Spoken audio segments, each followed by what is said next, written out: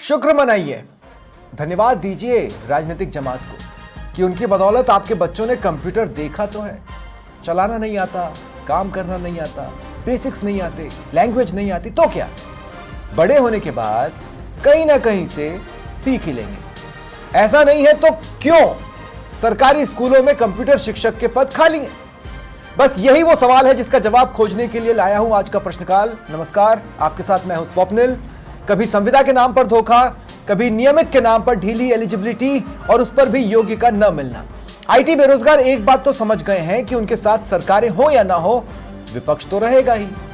बस सिंबल बदल जाएगा, चेहरे बदल जाएंगे, होगा यही सरकार के साथ भी, पर तब वादे पर इरादे भी बदल जाएंगे। इन्हीं हमारे बच्चों ने पिछली सरकार के वक्त यहां न सुने जाने का दर्द लेकर दिल्ली का रुख किया था। आज फिर यही बेरोजगार प्रदर्शन के लिए मजबूर है। आखिर क्यों? चलिए जानते हैं। मेरे साथ इस वक्त कांग्रेस प्रवक्ता पौरुष भारद्वाज जुड़ रहे हैं, हनुमान किसान अध्यक्ष हैं बेरोजगार यूनियन के, वो भी मेरे साथ जुड़ रहे हैं। कुछ ही देर में बीजेपी के गेस्ट भी जुड़ेंगे और राजनीतिक विश्लेषक भी मेरे साथ होंगे। आप दोनों का स्वागत करता हूं मैं समाचार प्लस पर। हनुमान, आपसे शुरुआत कर रहा हूं, क्या है प्रदर्शन का प्लानिंग? और सबसे बड़ा सवाल यह भी कि प्रदर्शन पर क्यों, जब हाल ही में कुछ नौकरियों का वादा सरकार ने किया है अनुशंसा निकालकर?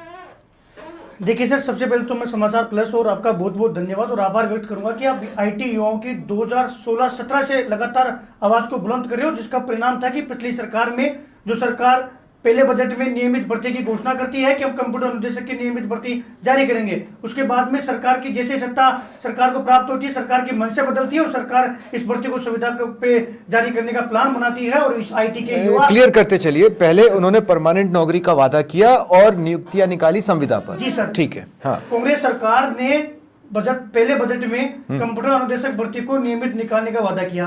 उसके बाद में जैसे ही सत्ता में आए और उन्होंने ये कहा कि नहीं, हम तो पॉलिसी का मैटर है और हम नियमित भर्ती नहीं निकाल सकते, संविदा पे निकालेंगे। उस समय क्योंकि कोरोना का समय चल रहा था तो हमने सांकेतिक रूप से जयपुर में शहीद स्मारक पर और अलग अलग जगह पर जिला कलेक्ट्रेट पे हमने प्रदर्शन किए, आंदोलन किए, लेकिन सरकार ने हमें ऊपर ध्यान नहीं दिया। तब हम यहाँ से जब दिल्ली में किसान आंदोलन चल रहा था वहां पर कूच किया, वहां भूखे प्यासे रहे, किस कंडीशन में रहे वो पूरे प्रदेश ने देखा, न केवल पूरे प्रदेश ने बल्कि देश ने देखा।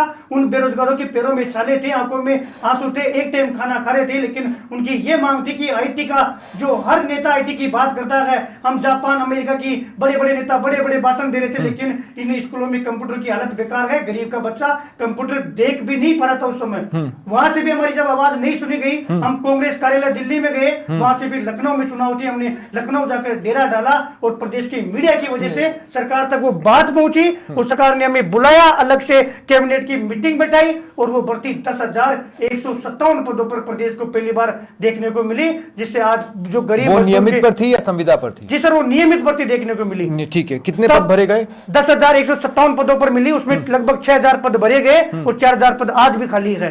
जब बीजेपी उस समय विपक्ष में हुआ करती थी तो इनके पेट में मरोड़े चल रहे थे। इन्होंने पूरे देश में आईटी के युवाओं को बदनाम करने का काम किया और आज वो जो डिप्टी सीएम बनकर बैठे हुए हैं, कैबिनेट मंत्री बनकर बैठे हुए, दिन में 10-10 वीडियो डालते थे कि हमारे बच्चों का आईटी का क्षेत्र का आईटी का जमाना है, बच्चों का जिंदगी खराब हो जाएगी, स्कूलों में कंप्यूटर लैब है, कंप्यूटर पर पढ़ाने वाला मास्टर नहीं है, हम संविदा की भर्ती को जो है सहन नहीं करेंगे, हम सड़कों पर आ जाएंगे, हम सिर फुड़ा लेंगे, हम मर जाएंगे। लेकिन हमारे राजस्थान के युवाओं को हम आईटी की जो भर्ती है वो नियमित ही जो है उसके लिए हम संघर्ष करेंगे। अब क्या हुआ है सर? जैसे ही सत्ता में बीजेपी आई और बीजेपी ने उन आईटी युवाओं के पीठ पर छुरा घोंपने का काम किया है, आज वही बीजेपी के लोग, बीजेपी के प्रवक्ता आज पता नहीं कहां पर जो है दुबा कर बैठे हुए हैं। आज वो संविदा की जगह संविदा से भी घटिया सिस्टम 837 विद्यालय में वो अनुबंध पर यानी कि ठेके पर कंप्यूटर अनुदेशक लगाने की तैयारी कर रहे हैं। इसमें क्या होता है ये भी जिनको नहीं पता है उनको समझ में आ जाएगा। एक्चुअली इसमें क्या होता है? देखिए सर, इसमें ये होता है कि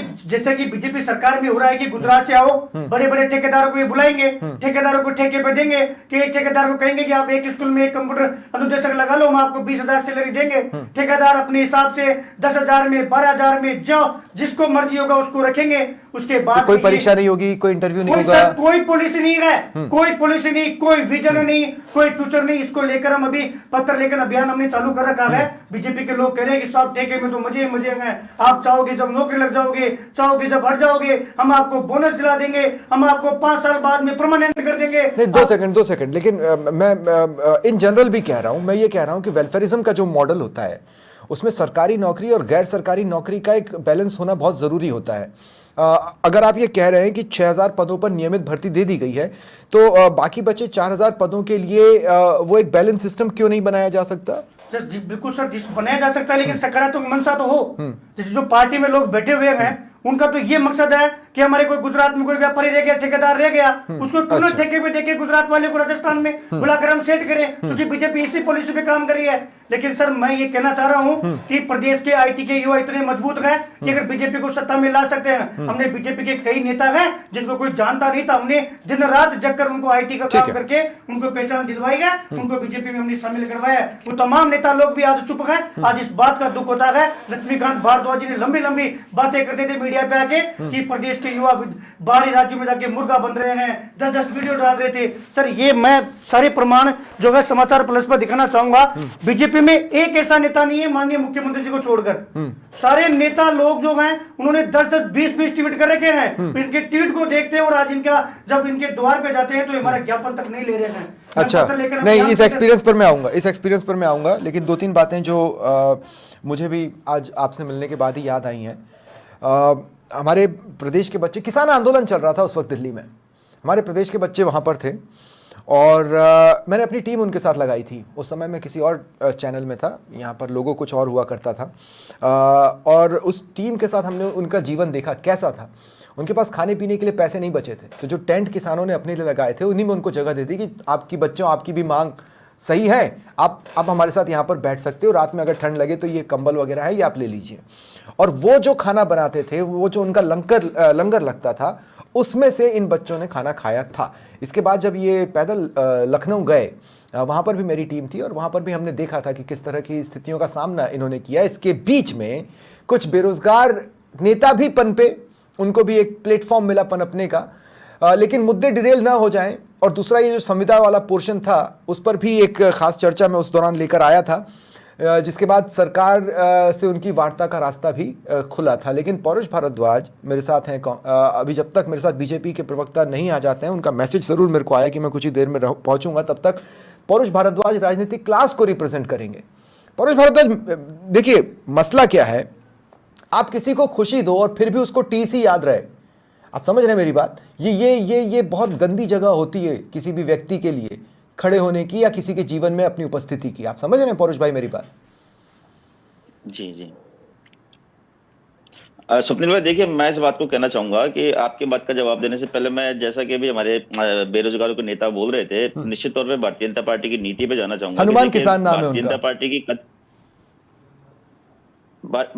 पार्टी की कथनी और कथनी में शुरू से विभेद रहा है। चाहे वो किसानों के एमएसपी की बात करी हो, चाहे उन्होंने बिजली सस्ती करने की बात करी हो, युवाओं को रोजगार देने की बात करी हो, चाहे एसआई भर्ती का मामला हो, चाहे आरपीएससी बंद करने का मामला हो। मैं अभी ताजा वाला जो हमारा उदाहरण है, मैं इसमें एक बात कहना चाहूंगा आपसे कि देखिए, पूरे देश में और पूरे विश्व में जिस प्रकार से कंप्यूटर क्रांति का युग है, और कंप्यूटर जो है वो हमारे लिए भोजन, पानी और स्वस्थ हवा की तरह जो है जीवन का एक नेसेसरी पार्ट बन चुका है। इसको ध्यान में रखते हुए हमारी सरकार ने सबसे पहले राज्य के अंदर 13,976 सरकारी विद्यालयों में हमने जो है कंप्यूटर लैब स्थापित की, क्योंकि हमारे लिए कंप्यूटर लैब स्थापित हो चुकी थी। खड़ी कर दी, मसला बिल्डिंगें कभी नहीं थी, ये सरकार भी तो बिल्डिंगों पर ही फोकस कर रही है। मैं कह रहा हूं हम बेसिक्स में कब आएंगे? आपने वादा किया था नियमित का, सबसे पहले आपने निकाला संविदा, क्या बोलकर? पॉलिसी बोलकर। ये तो धोखा ही हुआ ना। आज अगर किसी ने धोखा दिया है तो वो धोखा तो आप पहले ही दे चुके हो, फिर भेद कहां है आप में और उनमें? नहीं, स्वप्निल भाई, मेरा निवेदन आप 2 मिनट पूरा सुनेंगे तो मेरी बात भी क्लियर होगी और सब मैसेज भी सब लोगों के सामने स्पष्ट तौर पर जाएगा। क्योंकि देखिए, उस समय 2021 का काल था, कोरोना काल चल रहा था, और आपको पता है कि उस समय जो केंद्र के और राज्य सरकारों के मध्य जो टकराव हुआ, कोरोना चलते हुए टकराव हुआ, और जिस प्रकार से हमारी सरकार को अपदस्थ कार्य करने का कार्य किया गया, और 76,000 करोड़ रुपए का एक समय ऐसा था जब केंद्र सरकार में हमारे जीएसटी की फोकस वहां हो गया था क्या? 1000 करोड़ रुपए जो है वो बाकी थे। देखिए, एक मिनट, सरकार बचाने के चक्कर में तो आपने अपना फोकस खोया ना। मैं आपको एक बात बताता हूं पौरुष भाई, अगर बेरोजगारों को यहां पर नहीं सुना गया और उनको दिल्ली जाना पड़ा, ये कितनी शर्म की बात थी। पॉलिटिकल पर्सनैलिटीज के लिए। आप समझ रहे हैं मेरी बात? ये सिर्फ सत्ता के लिए शर्म की बात नहीं थी, ये विपक्ष के लिए भी शर्म की बात थी। स्वप्निल भाई, अगर हमारी वजह से इनको तकलीफ हुई तो इनके जख्म पे मरहम लगाने का कार्य भी हमने किया। हमने जो सबसे पहले इनके लिए वैकेंसी निकाली थी और निश्चित तौर पर संविदा पे निकाली थी, उसके बाद हमारे छात्र भाइयों का संघर्ष भी रहा। परंतु भारतीय जनता पार्टी का दोहरापन आप देखिए, जो भारतीय जनता पार्टी अभी जैसे हमारे छात्र बेरोजगारों के नेता कह रहे थे, निश्चित तौर पर मेरे पास भी बहुत सारे ट्वीट पड़े हैं। दिया कुमारी जी हैं, राजेंद्र राठौड़ जी हैं, और है ना क्या नाम से लक्ष्मीकांत भारद्वाज जी हैं, और बहुत सारे लोग ऐसे लोग थे कि जिन्होंने उस समय ट्वीट कर बेरोजगारों के साथ खड़े रह करके बड़ा दम ठोक करके जो है वो उस बात को कह रहे थे कि हमारी सरकार आने, आज आप खड़े हो जाएंगे, करेंगे हम ऐसा, आज आप खड़े हो जाएंगे ना। दिक्कत यही है पौरुष भाई, आज आप खड़े हो जाएंगे हनुमान किसान के साथ या आईटी बेरोजगारों के साथ, लेकिन उस खड़े होने का फायदा क्या है? हमने हाँ बिल्कुल, फायदा क्या है मैं बता रहा हूँ ना। कोई फायदा नहीं है, मैं आपको बता रहा हूँ। हमने इनकी भावना को ध्यान में रखते हुए 10,157 पदों के लिए वैकेंसी निकाली हमने, जिसके हमने 18 जून और 19 जून को हमने उसकी परीक्षा। आपने एलिजिबिलिटी क्या रहे? अच्छा, आप किसी को तोहफा देने निकलो और फिर बच्चों के भविष्य से खिलवाड़ करो। आज हनुमान किसान का दर्द यह है कि ठेके पर तो किसी को भी भेजा जा सकता है। आपने एलिजिबिलिटी 40% रखकर स्टैंडर्ड के साथ भी तो कॉम्प्रोमाइज किया। आप कौन सा दानवीर कर्ण बनने निकले थे भाई? क्या मुझे एक बार बताइए, क्या हमें 40% से अगर हम बिलो लेकर के आते हैं स्टैंडर्ड को, तो क्या ऐसे भर्ती 40% क्या स्टैंडर्ड है? वो बच्चों को कंप्यूटर शिक्षा देने के लिए वो काबिल माने जा सकते थे क्या? अरे पर 40% में कौन सा स्टैंडर्ड है भाई? आज आपका सवाल होता स्वप्निल भाई, आपका सवाल होता आज ये कि आपने 20% वालों को आपने जो है उस समय ले लिया। ये सवाल आज बैठ करके आप लोग कर रहे होते। तो आप क्या कह रहे हैं कि आपको योग्य लोग नहीं मिले? अच्छा, आप ये कह रहे हैं कि आपको योग्य लोग नहीं मिले। 40 मैं बिल्कुल, मैं आपसे आप योग्य लोग ढूंढ नहीं पाए क्योंकि आप लोगों ने योग्य लोग बनाए नहीं। स्वप्निल भाई 10,157 पदों पे भर्ती करी, उसमें से 9,862 पदों के लिए का जो है वो जूनियर कंप्यूटर अनुदेशक था, उसमें सिर्फ 60,069 लोगों का ही चयन हो पाया, क्योंकि उसमें पेपर में 40% की होती, और जो वरिष्ठ कंप्यूटर अनुदेशक थे उसमें 2 सेकंड हनुमान दुगने नहीं 2 सेकंड। अगर जो कांग्रेस कह रही है वो फैक्ट है, तो फिर आईटी बेरोजगार इसलिए बेरोजगार नहीं है वो कि वो क्वालिटेटिव है और सरकारें नौकरी नहीं निकाल रही। कांग्रेस ये कह रही है कि नहीं, दरअसल एलिजिबिलिटी 40 थी, उसको भी क्रॉस करने लायक नहीं है आईटी बेरोजगार। देखिए सर, ये इनकी चाल थी। उस दौरान ये हुआ कि इन्होंने पेपर लिया, पेपर को जो सिलेबस दिया उस सिलेबस के अकॉर्डिंग नहीं बनाया, पहली बात।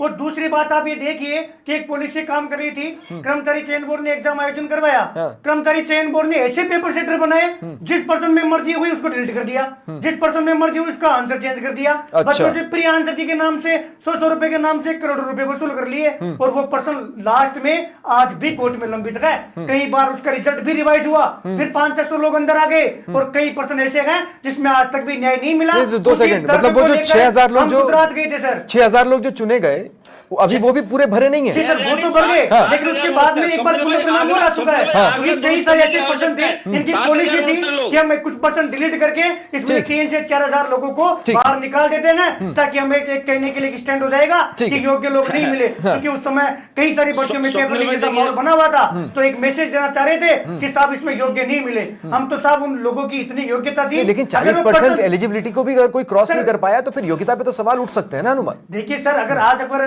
कोई भी एग्जाम होती है और एग्जाम पेपर सेटर ये चाहे कि मैं आपको कहूं कि राजस्थान जीके पढ़ो और मैं आपको उसमें इंडिया जीके दे दूंगा, तो आप सारे बच्चे फेल होंगे।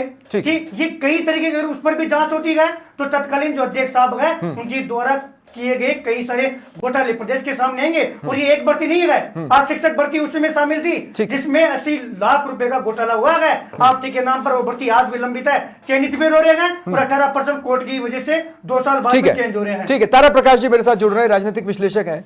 तारा प्रकाश जी, कंप्यूटर को लेकर प्रदेश में स्थिति छुपी नहीं है।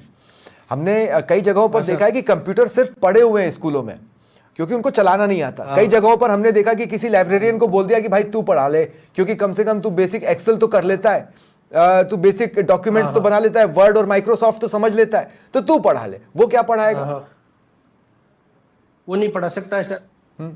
इसके पढ़ाने के लिए जब तक गवर्नमेंट कोई पॉलिसी नहीं लाए और ये संविदा कर्मचारियों की जगह नियमित कर्मचारी नहीं लगाएगी, जब तक वो पढ़ा नहीं पाएंगे। क्योंकि जो संविदा कर्मचारी होता है उसको गवर्नमेंट जैसी फैसिलिटी मिलती नहीं है, न उसको स्वास्थ्य बीमा मिलता है, न उसको उनकी तनख्वाह बराबर मिलती है, और जो अनुबंध पे लगते हैं, जो ठेके पर लगते हैं, उनके साथ और भी ज्यादती हो जाती है, क्योंकि वो तो कंपनी के हिसाब से काम करते हैं अपना, और कंपनी में उनको ऊपर जाने के लिए, ऊपर तरक्की करने के लिए भी कोई चांस नहीं होते हैं।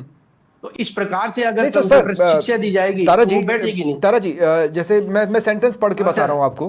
पूर्व के 246 विद्यालय जिनमें कंप्यूटर अनुदेशक नहीं है, वहां पर एवं वर्तमान में प्रस्तावित 591 कुल 837 राजकीय उच्च माध्यमिक विद्यालयों के लिए अनुबंध के आधार पर कंप्यूटर अनुदेशक लिए जाकर कंप्यूटर विज्ञान विषय प्रारंभ करवाए जाएं। इसका मतलब है कि इन स्कूलों में तो कंप्यूटर चल ही नहीं रहा है, क्योंकि वहां पर तो प्रारंभ करवाना है, नहीं चल रहा। ये इसका मतलब है कि ये तो अपने आप में मजाक है। दूसरी बात ये कि आप इसको बोल रहे हो कि हम अनुबंध के आधार पर करेंगे, मतलब आप ठेका दे दोगे किसी को, वो तो अपनी मर्जी का पर्सन ले आएगा। अब वो भी योग्य है कि नहीं मुझे नहीं पता। नहीं तो वो इनको नियमित ही करना चाहिए। जो भी कर्मचारी है, जो भी संविदा पे लग रहा है, उसको नियमित कर दो। बिना नियमित किसी भी एजुकेशन में काम नहीं चल सकता, कंप्यूटर में तो बिल्कुल ही नहीं चल सकता। तो गवर्नमेंट को जो है ना, संवेदनशीलता दिखाते हुए नियमित भर्ती करनी चाहिए और लगातार भर्ती करते रहने चाहिए इसके कर्मचारी कंप्यूटर की। तो ये तो बंद है, वैसे लैब बंद रहती है वहां पे, कोई टीचर तो पढ़ा नहीं पाता है। जब तक नियमित नहीं लगेंगे कंप्यूटर पे, जब तक कैसे पढ़ाई होगी वहां बच्चों की। और संविदा में कोई उसका यूज नहीं है। संविदा कर्मचारी तो वो जैसा वहां चाहेंगे वैसा कार्य करेगा वो भी। ठीक है। पौरुष भारद्वाज, मेरा एक सवाल आपसे ये भी है, मैं आपसे ये कह रहा हूं कि हो क्या गया ना कि आपका वादा ये था 2018 का घोषणा पत्र, उस समय मुझे मुंह जबानी याद था, आज उसके कई सारे पॉइंट्स मुझे याद हैं, पूरा तो याद नहीं है। लेकिन आपका ये वादा था कि हम संविदा हटाएंगे, और आपने सबसे पहली नियुक्ति ही संविदा पर निकाल दी थी। गजब का हिपोक्रेसी नहीं है? स्वप्निल भाई, मैं इस बात को कहना चाहूंगा, हमारे कहावत होती है भाई देर आए दुरुस्त आए। तो निश्चित तौर पे वैकेंसी चाहे हमने संविदा पे निकाली, परंतु जब हमने फाइनली नियुक्तियां दी, जब तो हमने परमानेंट नौकरी दी ना इन लोगों को, तो इस बात से तो इनकार नहीं किया जा सकता ना। अगर आप हमारी एक टेम्पररी तौर पर संविदा पे निकाली वैकेंसी की अगर हमारी खिंचाई होती है, तो हमने जो स्थायी नौकरी दी उसके लिए हमारी तारीफ भी होनी चाहिए ना। पहली बात तो ये। दूसरी बात मैं इस बात को कहना चाहूंगा कि हमने जो 10,157 पदों की वैकेंसी निकाली थी, देखिए अभी हनुमान जी कह रहे थे, मैं हालांकि हनुमान जी का दर्द समझ सकता हूँ, और जो आदि पीड़ा में होता है तो निश्चित तौर पर उसको ये पता नहीं होता कि मैं तथ्य क्या दे रहा हूँ। और आज निश्चित तौर पे कांग्रेस पार्टी इनके साथ खड़ी हुई है और मजबूती से क्या खड़ी गलत है। कहा उन्होंने, बताना जरा। तो और एक मिनट, हाँ मैं इस बात को कहना चाह रहा हूँ कि ये कह रहे थे कि भाई ये ना कि पहली बात तो इनकी फिगर में ये गलती थी कि इन्होंने कहा कि 6,000 पदों पे वैकेंसी, 6,000 पदों पे नियुक्ति दी गई। 6,000 पदों पे नहीं दी गई, 7,069 लोग जो है वो उस परीक्षा में पास हुए थे। और दूसरी बात मैं इस बात को भी कहना चाहूंगा कि देखिए, ये 4,000 खाली है भाई, अचानक से आ गया। तो नहीं सर, इनसे ये पूछो 1,000 कैसे पास हुए? दोबारा रिजल्ट क्यों निकाला? देखिए, क्यों परसेंटेज चेंज किया? कोर्ट ने फटकार लगाई है, कर्मचारी चयन बोर्ड के वकीलों को फटकार लगाई है, इनसे आंसर नहीं लगे। बच्चे जिन्होंने IIT जो पेपर बनाते हैं, जो किताब जिस लेखक ने लिखी है, उस लेखक के पास बच्चे गए हैं, हमने वो दर्द भी देखा है कि पर्सन सही था, हम रो रहे थे कोर्ट में, सिंगल बेंच में, डबल बेंच में, और कर्मचारी चयन बोर्ड हमें इग्नोर कर रहा था। उस समय सरकार के पास जा रहे थे, कोई सुनने वाला नहीं था। तब हमने उस किताब का जो लेखक था, IIT 8 IIT में जाकर हमने एक पर्सन को सही करने लगे। उस दर्द को कौन समझेगा जब पुण्य परिणाम है? ठीक है, 2 मिनट हनुमान, पौरुष अपनी बात कंप्लीट कर लें, उसके बाद मैं आपके पास आ रहा हूं। हाँ पौरुष भाई, मैं इस बात को कह रहा हूँ कि 9,862 जो पद जो जूनियर वाले थे, उसमें यदि 7,069 लोग पास हो जाते हैं, और उसमें 2.5 या 3 2700 के लगभग, कि हर 3 साल में। अच्छा, ठेके वाले सिस्टम में तो ये होता है ना कि जो ठेकेदार ने तय कर लिया वही होगा, सैलरी तो वही रहेगी, उसमें कौन सा इंक्रीमेंट उसको करना है, करे नहीं करना। सरकार देख सकती है, ऐसी बात थोड़ी है कि ठेकेदार जो करेगा वही करेगा। सरकार तो देख सकती है सब चीज, और संवेदनशील सरकार है ये तो देखेगी। इनको देखना चाहिए कि भाई 3 साल में देखो आप, उसको वही तो वेतन नहीं मिल रहा, उसके लिए ऐसी पॉलिसी बनाओ, उसके जो मेडिकल वगैरह है उनको करवाओ, उसको स्वास्थ्य बीमा की सुविधा दिलाओ उससे, ठेकेदार से। तो ये चीजें तो सरकारों के द्वारा हो सकती है ना। मुझे नहीं लगता कि तरक्की तो उसकी हो जाएगी ना। संघर्ष कर रहे हैं बच्चा, मुझे नहीं लगता कि ये लोग इन सुविधाओं के लिए संघर्ष कर रहे हैं। मुझे लगता है ये संघर्ष इसलिए कर रहे हैं क्योंकि ये एक रेस्पेक्टेबल फॉर्म चाहते हैं अपनी जिंदगी में। हाँ, यही चाहिए। और कोई भी व्यक्ति चाहेगा जो IT किया हुआ बच्चा है ना, तो वो आगे बढ़े। ये नहीं हो कि वो उस ठेके में रहकर वहीं तक रुक जाए। उसको आगे बढ़ने के चांस तो मिलनी चाहिए, कहीं 3 साल में दो, 5 साल में दो। ठीक है, ठीक है, ठीक है। पौरुष भारद्वाज, देखिए अब 2 चीजें हैं जो कांग्रेस कर सकती है। एक तो ये, हनुमान किसान जब भी सड़कों पर उतरे हैं, IT बेरोजगार जब भी सड़कों पर उतरे हैं, कांग्रेस उनके साथ खड़ी नजर आए। मतलब ऐसा नहीं कि घूमते फिरते डोटासरा जी वहां से निकल रहे थे इसलिए 2 पल इनके साथ टेंट में बैठ गए, उसको मैं साथ उतरना नहीं कहता। दूसरा ये कि विधानसभा सत्र आने वाला है, आप लोग प्रश्नकाल में उठाने वाले प्रश्न लगाएंगे। आज डिबेट में बीजेपी प्रवक्ता से मैं कोई जवाब अभी तक इसलिए नहीं ले पा रहा हूं क्योंकि वो अभी तक मेरे साथ नहीं जुड़े हैं, लेकिन आप वहां पर सरकार से जवाब ले सकते हैं।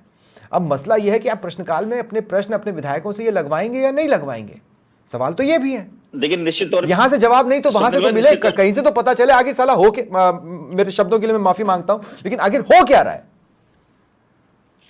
स्वप्निल भाई, निश्चित तौर पे आपकी और हनुमान जी की दोनों की चिंता वाजिब है, और मैं विपक्ष के नाते जो है आपके प्लेटफॉर्म के माध्यम से इन लोगों को बिल्कुल आश्वस्त करना चाहूंगा कि आने वाले जो भी इनका संघर्ष रहेगा, कांग्रेस पार्टी बिल्कुल निश्चित तौर पे मजबूती से इनके साथ खड़ी है। संसद से लेकर सड़क तक जहां पे भी हमें इनकी मांगों को लेकर संघर्ष करना पड़ेगा, निश्चित तौर पर करेंगे भी, और विधानसभा के सत्र में जो है वो हम सवाल उठाएंगे। सरकार से निश्चित तौर पर इस बातें जवाब मांगा जाएगा।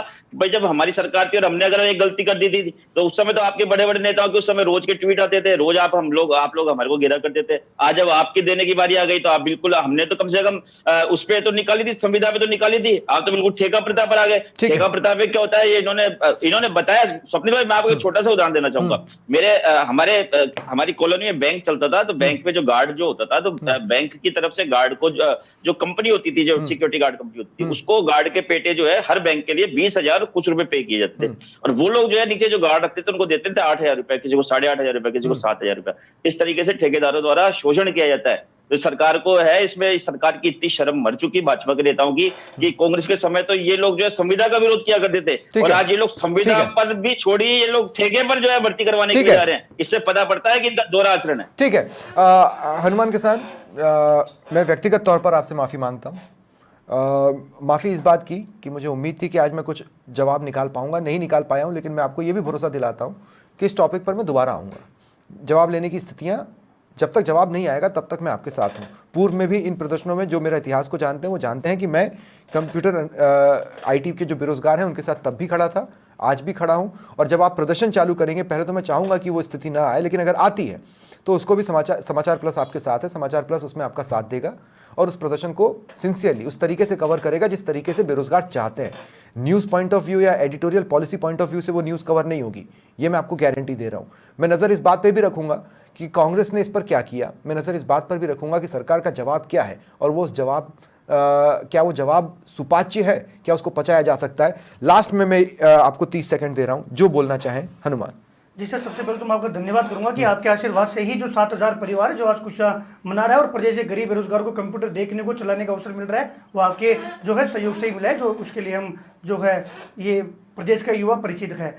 जो ठेके की बात चल रही थी, अभी एक व्यावसायिक शिक्षा की बिड की प्रक्रिया जारी होने वाली है, वर्क ऑर्डर कल परसों में। उसमें 10 कंपनियों के स्कूलों में व्यावसायिक जो प्रशिक्षक लगाने के ठेके पे लेने की तैयारी बीजेपी ने कर रखी है। सर उसकी ये पॉलिसी है कि वो ठेकेदार ऐसे अखबारों में तो नोटिफिकेशन निकालते हैं और इंटरव्यू के बाद ही पूछते हैं कि तो 1 लाख देगा कि 2 लाख देगा, तो 1.5 लाख देगा कि 3 लाख देगा, फिर उसका ये उसमें चयन करते हैं। उसके बाद में पुरानी जो व्यावसायिक शिक्षक लगे हुए ठेके पे उनका वेतन आज तक नहीं आया, किसी का 6 महीने का रुक गया, किसी का 8 महीने का रुक गया, और फिर 7 साल पर बाद में कहते हैं कि फिर तुम दोबारा फॉर्म भरो, फिर तुम्हें नए सिरे से लेंगे, यानी कि फिर तुम लाख दो, 1.5 लाख दो, 2 लाख दो। ये होती है ठेके प्रथा जो बीजेपी और शिक्षा संकुल इस समय तैयारी कर रहा है। कल परसों ही जो शिक्षा विभाग ने मीटिंग की है और फाइनल वर्क ऑर्डर या तो आज रात को जारी हो जाएंगे या कल रात को जारी हो जाएगा। इसके लिए भी मैं संघर्ष कर रहा हूं कि पास नहीं हो पाते, तो पास होने वालों का रेशियो है वो जो है वो उनसे लगभग दुगना हो गया। तो दादा ये देखो हनुमान किसान क्या कह रहा है, पौरुष भाई, हनुमान किसान ये कह रहा है 40% की बाध्यता। सुनिए तो सही, हनुमान किसान ये कह रहा है कि आपने तो पेपर ही इस तरीके से सेट किए ताकि मैक्सिमम लोग आ ही ना पाए। आप समझ रहे हैं?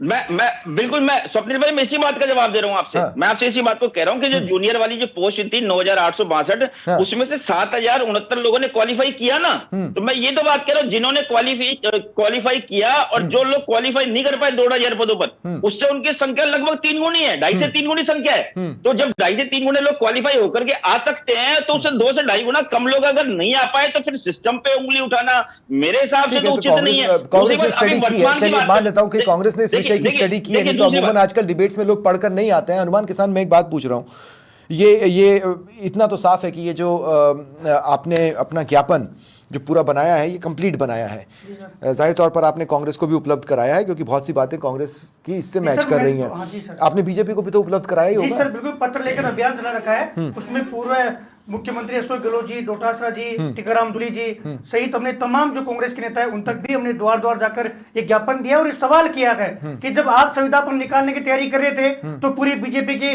जो लॉबी है उसके पेट में मुरड़ा चल रहा था और वो पूरे देश तक उन्होंने हाय अल्लाह मचा दिया। ऐसे लग रहा था कि आईटी के जो इतिहासी केवल बीजेपी है, इसलिए हम लोगों ने बीजेपी को सत्ता में लाने का काम किया है। आज बीजेपी संविदा से भी खराब सिस्टम ठेके पर लाने की तैयारी कर रही है। इसको लेकर कांग्रेस की क्या तैयारी है? पहली बात, क्या वो आईटी युवाओं के साथ में खड़े रहेंगे? क्या हमें वापस ये नौबत आएगी? लेकिन क्या कांग्रेस दिल्ली के में टाइम पे बीजेपी डायरेक्टली आपके साथ सड़क पर नहीं खड़ी थी, मुझे बहुत अच्छे से याद है। वो आपके साथ डायरेक्टली सड़क पर नहीं खड़ी थी, ये तो तय है। दिल्ली में भी आप अकेले ही बैठे थे, लखनऊ में भी आप अकेले ही खड़े थे। अब मैं आपसे ये पूछ रहा हूं कि आज जब आप हो सकता है बीजेपी मुख्यालय गए हो सकता है बीजेपी के चेहरों से आप मिले हों, हो सकता है वो जिन लोगों की ट्वीट्स आप बता रहे हैं जो कि मेरे पास भी उपलब्ध है, उन लोगों से मिले हों, तो उन लोगों ने आपका ज्ञापन तो लिया ही होगा ना, कुछ तो बोला होगा कि नहीं लिया? ज्ञापन ही नहीं लिया? नहीं सर, ज्ञापन भी लिया है। उन्होंने ये कहा है कि बेटा ये पॉलिसी का मैटर है और अगर ठेके पे देंगे तो ज्यादा लोगों को रोजगार मिलेगा। स्कूलों में हम इस समय सक्षम नहीं है कि हम एग्जाम करवा पाए, तो ठेके पे ले लेते हैं, किसी को तो रोजगार मिलेगा। सर आप ऐसा नहीं करोगे। आईटी युवाओं ने संघर्ष किया है, उसके बाद हमने नियमित भर्ती का कैडर बनवाया है और हम जब तक नियमित भर्ती नहीं आएगी, जब हम पहले लाठियां खा सकते हैं तो हम पुनः लाठियां खा सकते हैं। माननीय मुख्यमंत्री जी के ओएसडी को भी हमने ज्ञापन दिया है, बीजेपी कार्यालय में बीजेपी अध्यक्ष मदन राठौर जी को भी हमने ज्ञापन दिया है और बीजेपी के उन लोगों उन नेताओं और मंत्रियों से हम संपर्क करें जिन लोगों ने ट्वीट किया था, वीडियो बनाया था, उनसे निवेदन किया है, लेकिन हमें आश्वासन कहीं से भी नहीं मिला। यहाँ तक कि शिक्षा विभाग में अभी आपको समझाया ही जा रहा है, कोई रास्ता सुझाया नहीं जा रहा है। हम समझा रहे हैं, हम उनको बता रहे हैं कि साहब आपकी कथनी और करने में अंतर है। कम से कम इन युवाओं को इतना बेबस मत कीजिए कि ये युवा किसी पर भरोसे करने लायक नहीं रहे। कहते हैं सर गाँव में कहावत है, बड़े बुजुर्ग ये कह रहे हैं कि कम से कम नेता लोगों का इतना वर्चस्व होना चाहिए, इतनी नैतिकता बचनी चाहिए कि आप थूक कर तो मत चाटो। आपने इन युवाओं के आंसू पहुंचे ना, सर वो तकलीफ ऐसी थी। आपने तो हमारी उस समय हम जब भूखे मर रहे थे उस समय मुझे याद है कि आपने ही हमारा खाने की सब चीजों की व्यवस्था दिखाई थी और वो आपने मीडिया में हमारा दर्द दिखाया था। पीने के लिए पानी नहीं था, खाने के लिए भोजन नहीं था, छत पर टेंट नहीं था, गार में मिट्टी में सोते थे और पैरों में छाले थे, आंखों में आंसू थे। उस समय भी जो हमारे आंसू के ऊपर राजनीतिक रोटियां सेक ली गई। लेकिन हम बीजेपी सरकार को मैं समाचार प्लस के माध्यम से कहना चाह रहा हूँ, एक बात यहाँ पर कहना चाहता हूँ दर्शकों से कि आर पार का संघर्ष करने के लिए प्रदेश की आईटी के युवा आपने तो उसकी रूपरेखा भी बना ली है, आपने रूपरेखा भी बनाकर रखी है। आपने मेरे साथ इस बात को भी साझा किया था। मैं अभी भी इंतजार कर रहा हूं बीजेपी प्रवक्ता का, क्योंकि उन्हें जवाब देना चाहिए। निर्णय आपका है, अपने निर्णय को बैक आप ही को करना है। कम से कम समझ में तो आए हो क्या रहा है। अनुत्तरित रहना कोई तरीका नहीं हो सकता। तारा प्रकाश जी, मैं आपके पास इस सवाल के साथ आ रहा हूं कि ठेके पर अब सरकारें अपने तरीके से सोचती हैं, सरकारों का सोचने का तरीका अपना होता है। वो सामने तो आके ये नहीं बोलेंगे हमारे पास फंड नहीं है, हम नहीं कर सकते अभी, हम ये 7वां वेतनमान, ये 6ठा वेतनमान अभी तो इसी को सॉल्व नहीं कर पाए। तो सरकारें तो अपने तरीके से सोचेंगी, वो एक फॉर्मूला लेकर आएंगी, पर वो फॉर्मूला कम से कम ऐसा तो हो कि जिसको हम निगल सके। स्वाद लेकर खाएं भले ही ना, लेकिन निगल तो सके कम से कम। बिल्कुल सही है सर। भाई सरकारों को जो संविदा पर भर्ती करते हैं उनके बारे में विशेष रूप से सोचना चाहिए कि भाई अगर हम ये पॉलिसी लेकर आ रहे हैं तो इनका आगे जाकर भविष्य क्या होगा।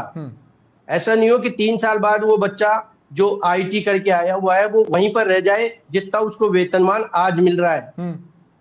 तो या तो उनको नियमित भर्ती हो या इस तरीके की पॉलिसी बने कि हर 3 साल में। अच्छा, ठेके वाले सिस्टम में तो ये होता है ना कि जो ठेकेदार ने तय कर लिया वही होगा, सैलरी तो वही रहेगी, उसमें कौन सा इंक्रीमेंट उसको करना करे नहीं करना। सरकार देख सकती है, ऐसी बात थोड़ी है कि ठेकेदार जो करेगा वही करेगा। सरकार तो देख सकती है सब चीज, और संवेदनशील सरकार है ये तो देखेगी। इनको देखना चाहिए कि भाई 3 साल में देखो आप उसको वही तो वेतन नहीं मिल रहा, उसके लिए ऐसी पॉलिसी बनाओ, उसके जो मेडिकल वगैरह है उनको करवाओ, उसको स्वास्थ्य बीमा की सुविधा दिलाओ उससे ठेकेदार से। तो ये चीजें तो सरकारों के द्वारा हो सकती है ना। मुझे नहीं लगता कि तरक्की तो उसकी रुक जाएगी ना, संघर्ष कर रहे हैं बच्चा। मुझे नहीं लगता कि ये लोग इन सुविधाओं के लिए संघर्ष कर रहे हैं। मुझे लगता है ये संघर्ष इसलिए कर रहे हैं क्योंकि ये एक रेस्पेक्टेबल फॉर्म चाहते हैं अपनी जिंदगी में। हाँ, यही चाहिए। और कोई भी व्यक्ति चाहेगा जो आईटी किया हुआ बच्चा है ना, तो वो आगे बढ़े। ये नहीं हो कि वो उस ठेके में रहकर वहीं तक रुक जाए। उसको आगे बढ़ने के चांस तो मिलनी चाहिए, कहीं 3 साल में दो, 5 साल में दो। ठीक है, ठीक है, ठीक है। परेश भारद्वाज, देखिए अब 2 चीजें हैं जो कांग्रेस कर सकती है। एक तो ये, हनुमान किसान जब भी सड़कों पर उतरे हैं, आईटी बेरोजगार जब भी सड़कों पर उतरे हैं, कांग्रेस उनके साथ खड़ी आए, नजर आए। मतलब ऐसा नहीं कि घूमते फिरते डोटासरा जी वहां से निकल रहे थे इसलिए 2 पल इनके साथ टेंट में बैठ गए, उसको मैं साथ उतरना नहीं कहता। दूसरा ये कि विधानसभा सत्र आने वाला है, आप लोग प्रश्नकाल में उठाने वाले प्रश्न लगाएंगे। आज डिबेट में बीजेपी प्रवक्ता से मैं कोई जवाब अभी तक इसलिए नहीं ले पा रहा हूं क्योंकि वो अभी तक मेरे साथ नहीं जुड़े हैं, लेकिन आप वहां पर सरकार से जवाब ले सकते हैं। अब मसला यह है कि आप प्रश्नकाल में अपने प्रश्न अपने विधायकों से ये लगवाएंगे या नहीं लगवाएंगे, सवाल तो ये भी है। लेकिन निश्चित तौर यहां से जवाब नहीं तो वहां से तो मिले, कहीं से तो पता चले आखिर साला हो के, मेरे शब्दों के लिए मैं माफी मांगता हूं, लेकिन आखिर हो क्या रहा है। स्वप्निल भाई, निश्चित तौर पे आपकी और हनुमान जी की दोनों की चिंता वाजिब है, और मैं विपक्ष के नाते जो है आपके प्लेटफॉर्म के माध्यम से इन लोगों को बिल्कुल आश्वस्त करना चाहूंगा कि आने वाले जो भी इनका संघर्ष रहेगा, कांग्रेस पार्टी बिल्कुल निश्चित तौर पे मजबूती से इनके साथ खड़ी है। संसद से लेकर सड़क तक जहां पे भी हमें इनकी मांगों को लेकर संघर्ष करना पड़ेगा, निश्चित तौर पर करेंगे भी। और विधानसभा के सत्र में जो है वो हम सवाल उठाएंगे, सरकार से निश्चित तौर पर इस बातें जवाब मांगा जाएगा।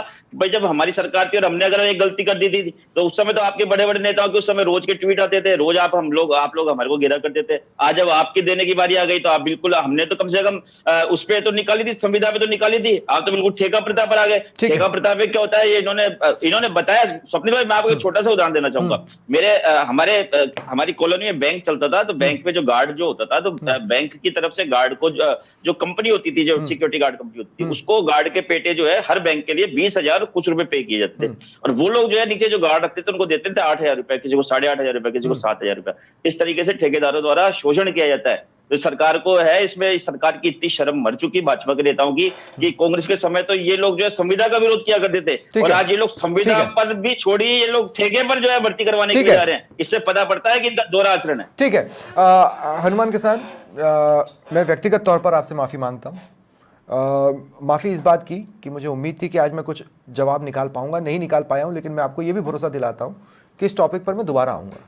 जवाब लेने की स्थितियां, जब तक जवाब नहीं आएगा तब तक मैं आपके साथ हूं। पूर्व में भी इन प्रदर्शनों में जो मेरा इतिहास को जानते हैं वो जानते हैं कि मैं कंप्यूटर आईटी के जो बेरोजगार हैं उनके साथ तब भी खड़ा था, आज भी खड़ा हूं। और जब आप प्रदर्शन चालू करेंगे, पहले तो मैं चाहूंगा कि वो स्थिति ना आए, लेकिन अगर आती है तो उसको भी समाचार प्लस आपके साथ है, समाचार प्लस उसमें आपका साथ देगा और उस प्रदर्शन को सिंसियरली उस तरीके से कवर करेगा जिस तरीके से बेरोजगार चाहते हैं। न्यूज़ पॉइंट ऑफ व्यू या editorial policy point of view से वो न्यूज़ कवर नहीं होगी, ये मैं आपको गारंटी दे रहा हूं।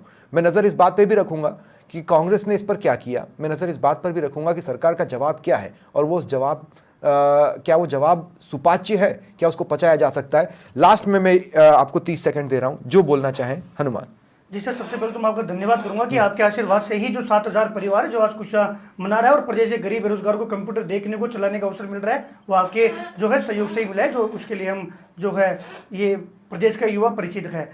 जो ठेके की बात चल रही थी, अभी एक व्यावसायिक शिक्षा की बिड की प्रक्रिया जारी होने वाली है, वर्क ऑर्डर कल परसों में। उसमें 10 कंपनियों के स्कूलों में व्यावसायिक जो प्रशिक्षक लगाने के ठेके पे लेने की तैयारी बीजेपी ने कर रखी है। सर उसकी ये पॉलिसी है कि वो ठेकेदार ऐसे अखबारों में तो नोटिफिकेशन निकालते हैं और इंटरव्यू के बाद ही पूछते हैं कि तो 1 लाख देगा कि 2 लाख देगा, तो 1.5 लाख देगा कि 3 लाख देगा। फिर उसका ये उसमें चयन करते हैं, उसके बाद में पुरानी जो व्यावसायिक शिक्षक लगे हुए ठेके पे उनका वेतन आज तक नहीं आया। किसी का 6 महीने का रुक गया, किसी का 8 महीने का रुक गया, और फिर 7 साल पर बाद में कहते हैं कि फिर तुम दोबारा फॉर्म भरो, फिर तुम्हें नए सिरे से लेंगे, यानी कि फिर तुम लाख दो, 1.5 लाख दो, 2 लाख दो। ये होती है ठेके प्रथा जो बीजेपी और शिक्षा संकुल इस समय तैयारी कर रहा है। कल परसों ही जो शिक्षा विभाग ने मीटिंग की है और फाइनल वर्क ऑर्डर या तो आज रात को जारी हो जाएंगे या कल रात को जारी हो जाएगा। इसके लिए भी मैं संघर्ष कर रहा हूं कि साहब वो जो 10 प्राइवेट कंपनियां है उसका कम से कम बड़े न्यूज़पेपर में तो विज्ञापन दो ताकि बच्चों को पता पड़ सके। आप जब 81,000 वैकेंसियों का फर्स्ट पेज पे विज्ञापन दे सकते हो, तो आप जो ठेका प्रथा पर वैकेंसी निकाल रहे हो, क्या उसका फर्स्ट पेज पे विज्ञापन नहीं आ सकता? क्या विभिन्न मीडिया के माध्यम से बच्चों को पता नहीं पड़ सकता? सोशल मीडिया पे नहीं डाल सकते, लेकिन सब पॉलिसी होती है। तो इसी प्रकार ऐसी ठेका प्रथा हम सहन नहीं करेंगे। आर पार के लिए मैं संघर्ष करने के लिए तैयार हैं। पूरी आईटी मैं एक बात सिर्फ ये कहना चाह रहा हूं कि जैसे जो मेरी बच्ची है वो प्राइवेट स्कूल में पढ़ती है, और भी पेरेंट्स हैं जिनके बच्चे प्राइवेट स्कूलों में पढ़ते होंगे और उनको लगता होगा देश का भविष्य कितना सही चल रहा है, बच्चों को सब कुछ तो मिल रहा है। ऐसा नहीं है। बड़ी संख्या में बच्चे वो हैं, बड़ी संख्या में अभिभावक वो हैं जिनके नौनिहाल सरकारी स्कूलों में पढ़ रहे हैं और वो अभी सही कंप्यूटर शिक्षा से भी महरूम हैं। अगर आप ये डिजिटल इंडिया, डिजिटल राजस्थान का सपना देख रहे हैं तो शुरुआत वो उन सरकारी स्कूलों की कंप्यूटर लैब से होगी विश्वास मानिए। सर कक्षा 3 से कंप्यूटर की किताब चल रही है प्राइवेट ठीक है। स्कूलों में, पहली कक्षा से कंप्यूटर दिखाना शुरू कर देते हैं। यहाँ कक्षा 3 में बच्चा दिखाना एग्जाम शुरू देता कर है। देते हैं, अभी तक सिर्फ दिखा के रखा है। सर कक्षा चलिए, 3 से ठीक है। 10वीं तक का बच्चा केवल एग्जाम देता है, ठीक है। कंप्यूटर की किताब उसको मिलती है, वो घर ले जाकर रख देता है और कंप्यूटर के लैब के ताला लगा होता है, कभी खुलता ही नहीं है ताला ठीक है। और वो सीधा एग्जाम ठीक है देता अनुमान, है। बहुत बहुत शुक्रिया आप सभी का मेरे साथ जुड़ने के लिए। फिलहाल इतना ही, नमस्कार।